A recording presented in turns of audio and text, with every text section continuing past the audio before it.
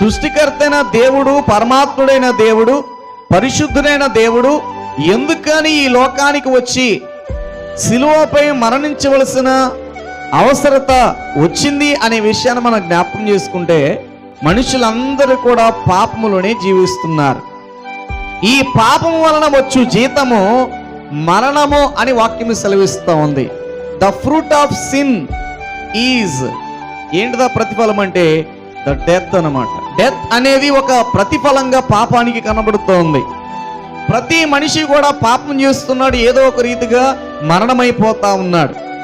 అలాగూ ప్రతి ఒక్కరూ మరణించడం తండ్రి అయిన దేవునికి ఇష్టం లేక ఆయనే పూనుకొని, ఆయనే ఒక నరరూపధారుడిగా ఈ భూమి మీదకు వచ్చి, ఆయనే ఈ భూమి మీద ఉండి మనుషులందరికీ కూడా ఏమివ్వాలనుకున్నాడంటే మరణము నుంచి విడుదల ఇవ్వాలని ఆయన